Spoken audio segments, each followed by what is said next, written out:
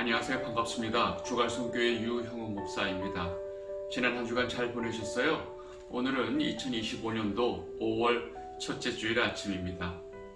이 거룩한 주일 아침에 우리를 창세전에 택해 주시고 또 예수 그리스도를 통해서 우리를 사랑해 주시고 특별히 우리가 하나님의 자녀가 되는 신분을 주신 이 큰 은혜를 베풀어 주신 하나님 아버지께 감사와 영광을 돌립니다. 오늘 예배와 말씀을 통해서 이 땅에서 수많은 사람들을 미혹하고 있는 그 거짓 목사들의 그 처참한 결과가 무엇인지 깨닫고 우리의 삶을 다시 한번 돌아보는 시간이 되시기를 바랍니다. 언제나 넘어지고 약해지는 그 우리의 이 연약함에도 불구하고 언제나 우리를 붙드시고 사랑해 주시는 그 하나님 아버지께 오늘 감사와 영광을 돌리는 시간이 되시기를 바랍니다. 오늘 우리에게 주시는 말씀 보겠습니다. 베드로서 2장 2절입니다. 주께서 경건한 자는 시험에서 건지실 줄 아시고 불의한 자는 형벌 아래에 두어 심판 날까지 지키시며 아멘. 제가 지난주에 이 광고를 드렸지만 5월 15일부터 매주 목요일 오후 1시 30분부터 3시 30분까지 이 주갈성 성경 강좌 모임이 시작이 됩니다. 모임 장소는 7호선 강남구청역에서 한 10분 정도 거리에 있습니다. 이 모임은 1년 이상 이 주갈성교회 말씀을 듣고 신앙생활을 해오신 분들을 위한 모임입니다.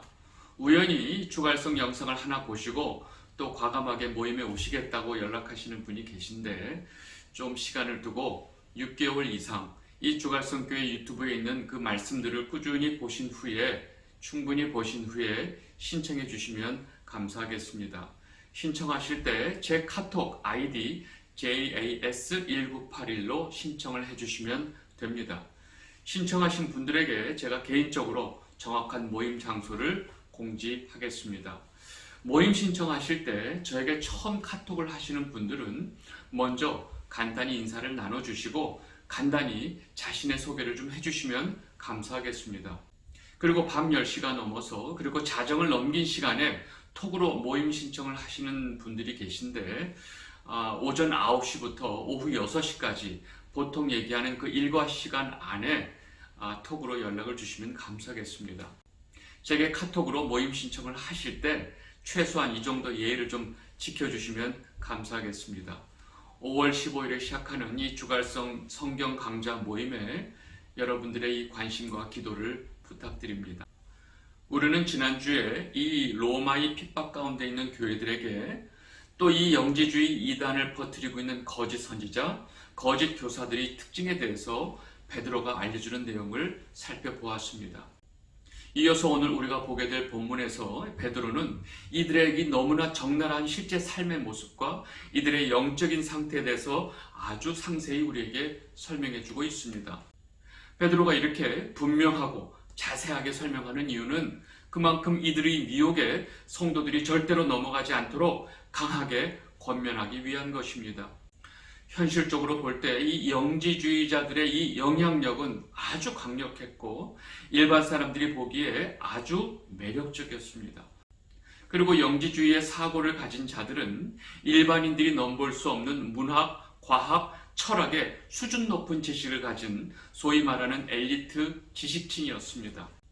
일반 사람들이 절대로 알 수 없는 그 대단한 영적인 지식을 가지고 있는 그 이들의 이론과 가르침은 일반인들이 볼 때 너무나 차원이 다른 것처럼 들렸고 또 이들의 지식은 굉장히 매력적으로 보였기 때문입니다.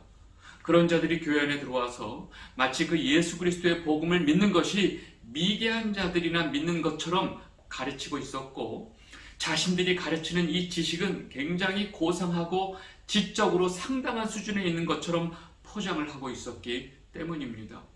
영지주의자들의 주장은 지금 현재 우리가 알고 있는 대단한 그 문학가들이 사상 속에서도 쉽게 찾아볼 수 있을 정도로 지금 이 시대에도 큰 영향력을 끼치고 있다는 사실입니다.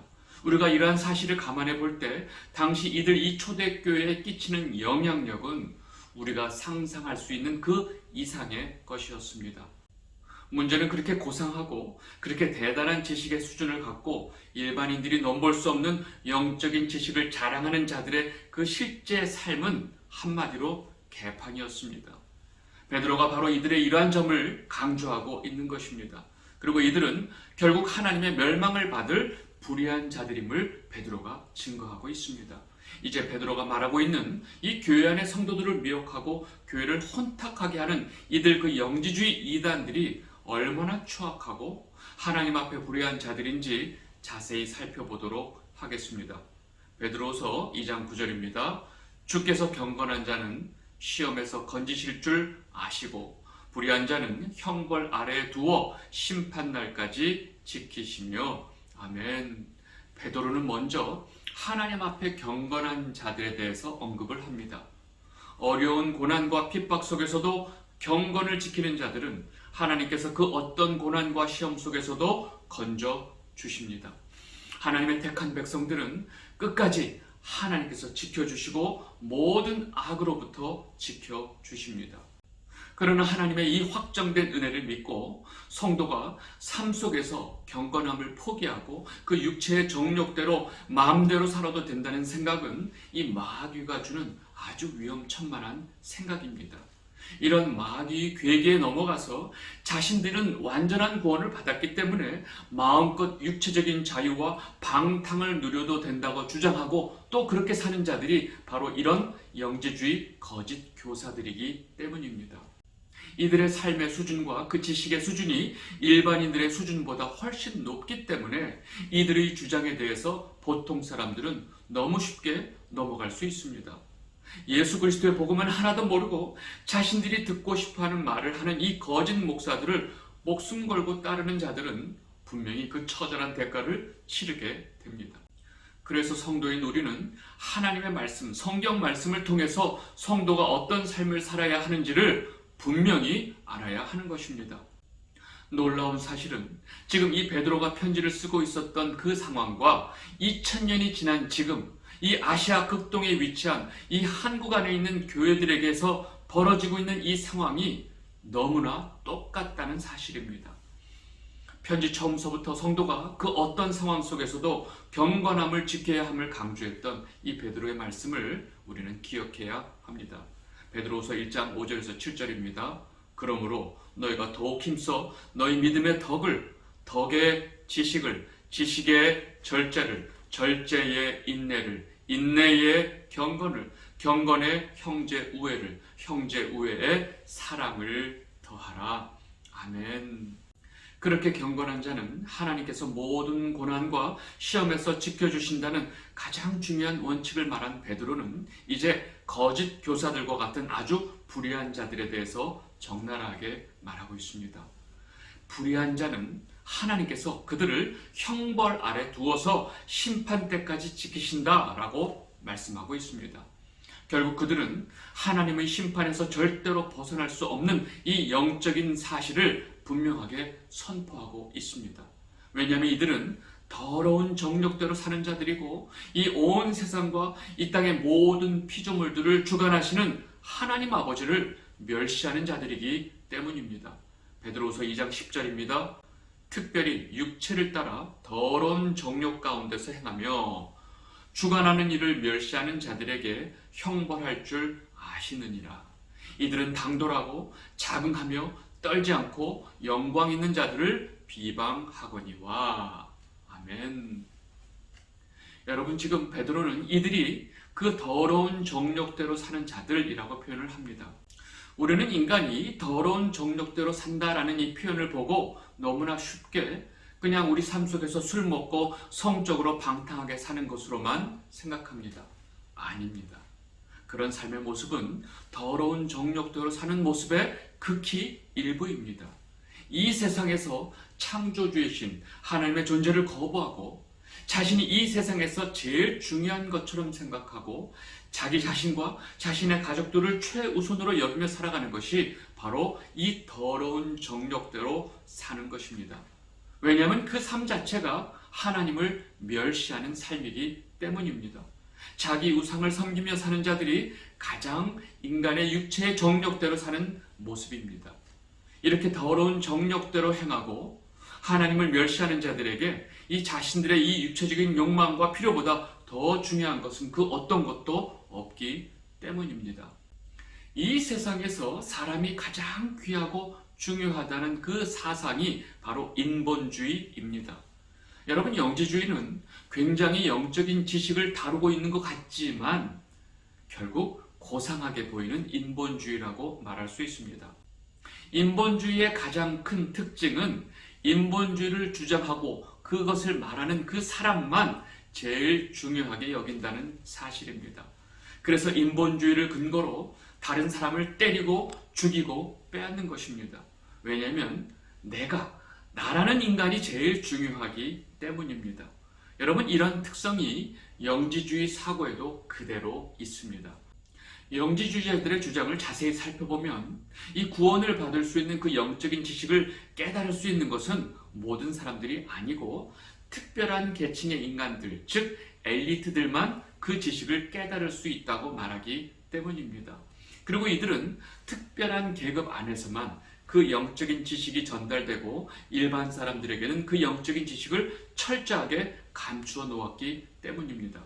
그래서 제가 이 영지주의를 겉으로 고상하게 보이는 인본주의라고 말을 하는 것입니다. 베드로는 이 영지주의를 교회 안에 퍼뜨리고 있는 이 거짓 교사들이 삶 속에서 더러운 정욕대로 살면서 창조주이신 그리고 온 세상을 주관하시는 하나님을 멸시하는 자들이라고 말합니다. 그 와중에 이들은 언제나 당돌하고 자긍하고 영광 있는 자들, 즉 성도들을 비방하는 자들이라고 말합니다. 여러분, 거짓 선자들, 거짓 교사들, 거짓 목사들은 그렇게 당당할 수가 없습니다. 그런 당당함에 많은 사람들이 그들이 진짜 교사고 그들이 진짜 목사로 착각할 정도입니다. 그들은 자신들을 심판하시는 그 하나님의 존재조차도 느끼지 못하는 자들이기 때문입니다. 현재 자신들이 가지고 있는 이 지식, 능력, 힘, 권력이 끝까지 자기들을 지켜줄 것이라고 굳게 믿으며 살기 때문입니다. 그래서 그들은 언제나 당돌하고 자기 자신에 대한 긍지가 하늘을 찌릅니다. 그리고 이들은 하나님의 주권을 의지하고 예수 그리스도의 이 구속함을 믿는 성도들을 비방합니다. 왜냐하면 성도들이 믿고 붙들고 있는 그 예수 그리스도의 복음은 이들 자신들의 이 존재의 근거를 허물고 있기 때문입니다. 그래서 베드로는 하늘의 천사들도 감히 성도들을 주 앞에서 비방하지 못한다라는 말을 덧붙이고 있습니다. 베드로서 2장 11절입니다. 더 큰 힘과 능력을 가진 천사들도 주 앞에서 그들을 거슬러 비방하는 고발을 하지 아니하느니라. 여러분, 영광 있는 자들은 하나님 앞에 영광을 받은 자들, 즉 성도를 말하고 있습니다. 성도의 이 죄악들은 어린 양이신 예수 그리스도께서 대신 그 십자가에서 죄값을 치러 주셨고 그들의 모든 죄를 사해 주셨습니다. 그래서 성도들은 하나님 앞에 영광을 받은 자들이라고 표현하고 있습니다. 그런데 이 영지주의자들이 얼마나 대단한 지식과 힘과 능력이 있는지 모르지만 그들과 비할 바 없는 엄청난 힘과 능력을 가지고 있는 천사들조차도 주 앞에서 함부로 성도들을 비방하지 못한다는 사실입니다. 그런데 하나님 앞에 이 심판이 확정된 이 불의한 자들은 겁도 없이 하나님 앞에 영광을 받은 자들을 비방하고 있다라고 지금 베드로가 말하고 있습니다. 이렇게 함부로 하나님 앞에 영광을 받은 성도들을 겁없이 비방하는 자들의 이 영적인 현실을 베드로는 그 다음에 적나라하게 말하고 있습니다. 베드로서 2장 12절입니다. 그러나 이 사람들은 본래 잡혀 죽기 위하여 난 이성 없는 짐승 같아서 그 알지 못하는 것을 비방하고 그들의 멸망 가운데서 멸망을 당하며. 아멘. 베드로는 이렇게 자신의 이 육체의 정욕대로 살면서 하나님을 멸시하고 성도들을 비방하고 자기가 최고인 줄로 알고 살고 있는 이 영지주의 거짓 교사들이 그냥 이성 없는 짐승 같다고 말합니다. 마치 사람들의 음식으로 잡혀 죽기 위해 태어난 소, 양, 염소 같은 이성 없는 짐승 같다고 말합니다.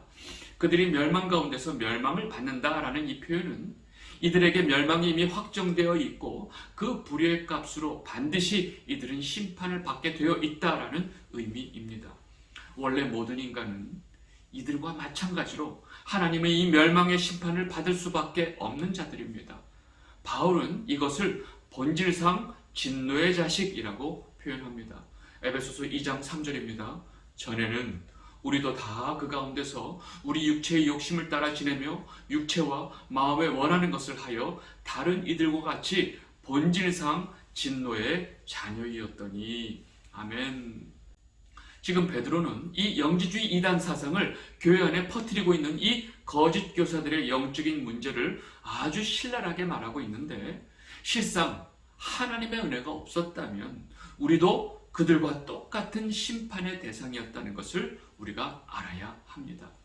그러나 우리는 그렇게 똑같이 하나님의 본질상 진노의 자녀이었지만 그 풍성한 하나님의 은혜로 하나님의 보좌 옆에 앉혀진 것입니다.